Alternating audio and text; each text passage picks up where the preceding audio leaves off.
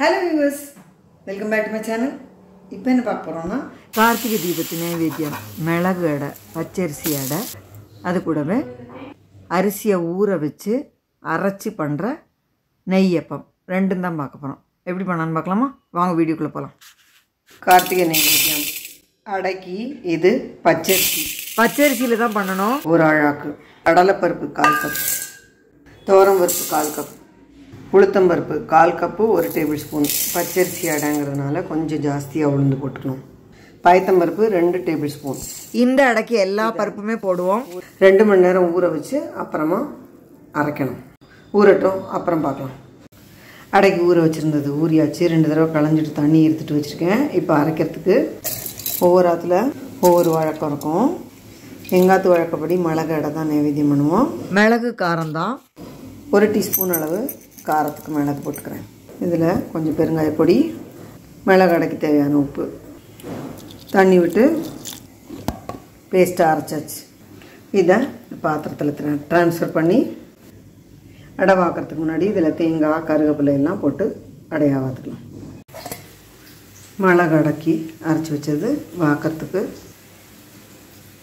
தேங்காய் துருவினது, கருவேப்பிலை சேர்த்து நல்லா மிக்ஸ் பண்ணியாச்சு. பாருங்க, மாவு கொஞ்சம் நீர்க்க தான் இருக்கும். அப்போ தான் பச்சரிசி அடை விடன்னு இருக்காது, சாஃப்டாக இருக்கும்.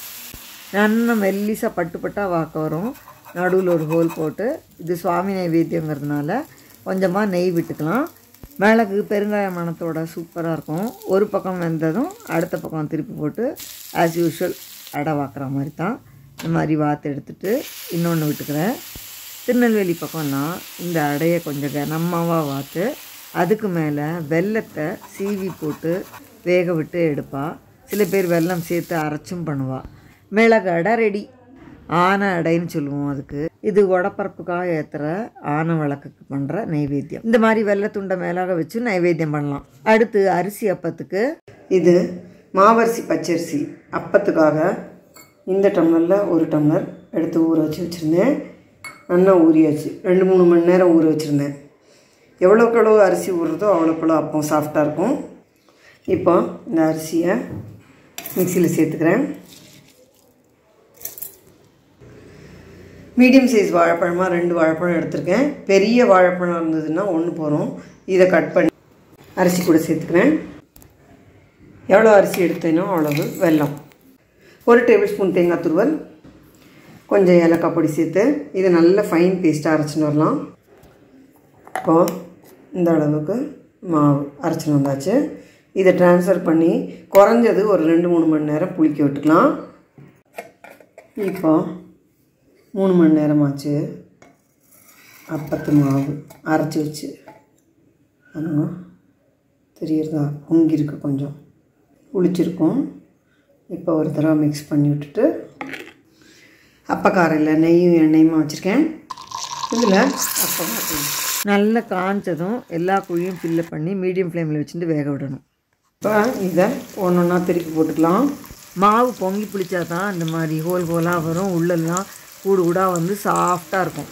2 பக்கமும் திருப்பி விட்டு வேக விடும்போது நல்ல கலரே சூப்பராக இருக்கும் பார்க்கவே. இப்போ எல்லாத்தையும் திருப்பி விட்டுருக்கேன், வேகட்டும். இப்போ நம்ம சூப்பரான அப்பம் ரெடி பண்ணுவோம். நல்ல புசு புசுன்னு அவ்வளோ ஜோராக இருக்குல்ல. கொஞ்சம் புளிக்கணும், அப்போ தான் அது நல்லாயிருக்கும். இப்போ எடுத்துடலாம். இப்போ நம்ம புசு புசு அப்பம் ரெடி. பேலன்ஸ் மாவே இதே மாதிரியே அப்பமாக குத்திக்கலாம். சூப்பரான நெய்யப்பம் ரெடி. எவ்வளோ ஜோராக இருக்கு பாருங்க, சாஃப்டாக இருக்கும். அரிசியும் நிறைய நேரம் ஊறி மாவும் நிறைய நேரம் புளிக்க வைக்கும்போது ரொம்ப ஜோராக வரும். யூஎஸ் கண்டிப்பாக ட்ரை பண்ணி பாருங்க. இந்த வீடியோ எல்லாருக்கும் யூஸ்ஃபுல்லாக இருக்கும்னு நினைக்கிறேன். லைக் பண்ணுங்க, ஷேர் பண்ணுங்க, சப்ஸ்கிரைப் பண்ணுங்க. தேங்க்யூ ஃபார் வாட்சிங்.